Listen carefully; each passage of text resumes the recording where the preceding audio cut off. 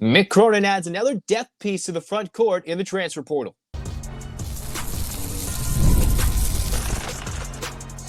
You are Locked On UCLA, your daily podcast on the UCLA Bruins. Part of the Locked On Podcast Network, your team every day. Welcome, everybody, to this breaking news edition of Locked On UCLA. I'm your host, Zach Anderson-Yoxsimer. Thanks for making this show your first listen each and every day. It's free wherever you get your podcast, and it's available on YouTube. Thanks for your support. This episode, we're talking about the news that Anthony Peoples Jr., this is a guy that's been well-traveled, been now at his third school committing to UCLA. Saw Ben Bulge post about it, about how Peoples Jr. committed via his IG to go to UCLA. An East Vale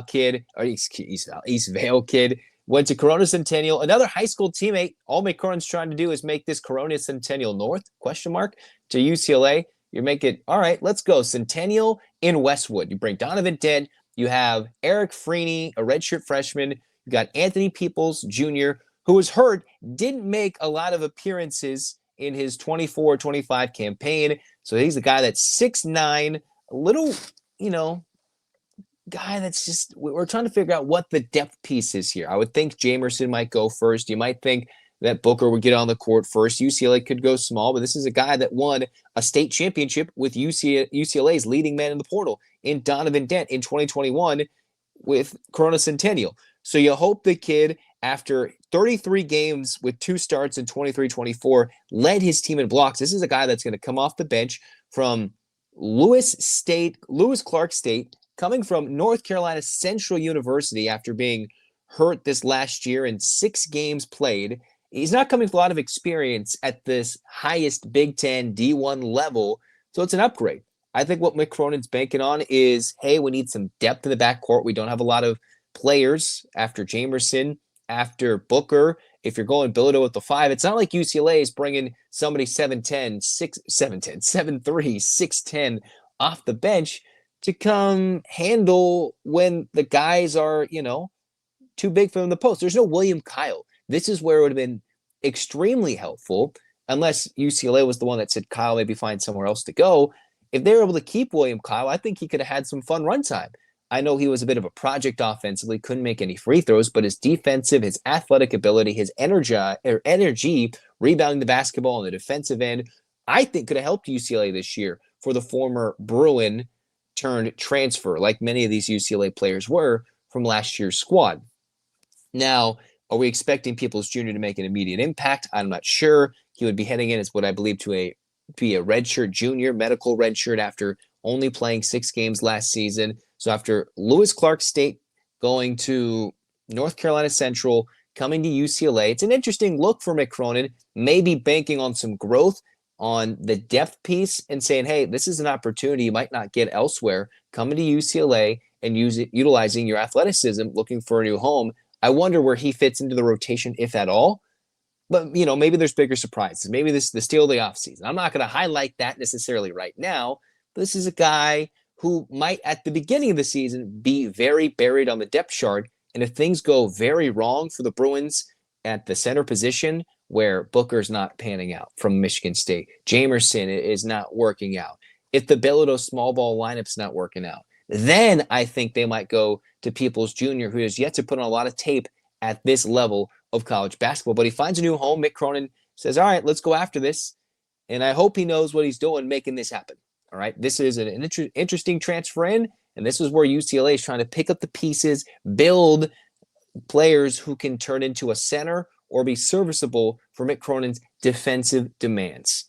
And with this guy who led his team in blocks in his sophomore year, his last full campaign, I like to believe he can do something similar. Just can he handle the Big Ten front when given that opportunity, right? We saw William Kyle could when he led UCLA to a victory with a game-sealing block off the bench. That's the type of role Peoples Jr. will have to fill.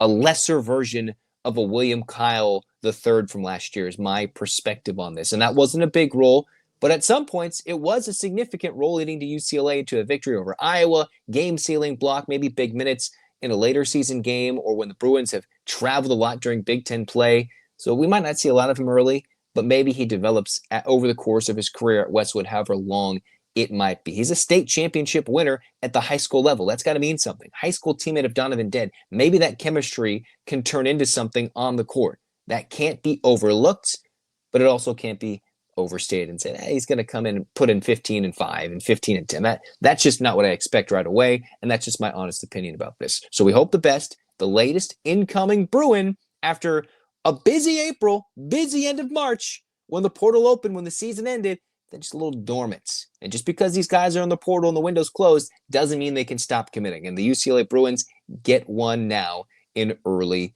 May. That's going to do it for us here on this quick edition of Locked On UCLA. Let's tell you more about Game Time. Because, hey, where do you want to get your tickets?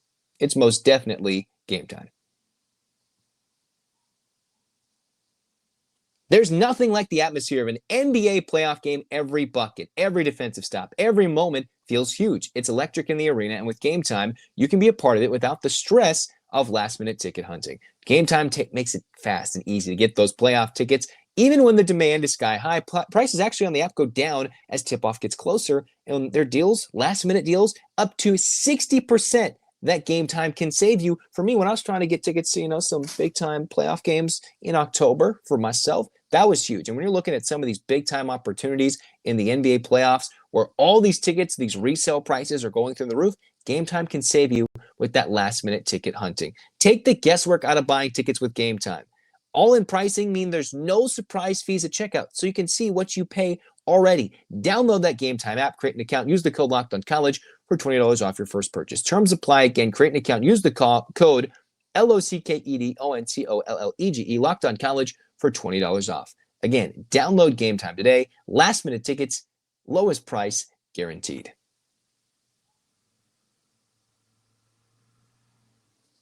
All right, here we go. UCLA getting a transfer in. UCLA softball, if you want a quick little mini update, they did beat Indiana in a walk-off in the Big Ten tournament, their inaugural Big Ten tournament game as a UCLA conference opponent against Indiana. Got the job done. Got a little chopper, a little English on it in front of the plate, and Kelly Inouye-Perez's squad is moving on in the Big Ten tournament, which is single elimination, mind you. So we'll continue to talk about that journey. UCLA men's volleyball, of course, working their way towards maybe another national record-leading national championship. They're looking for 3 in a row as a 2 seed.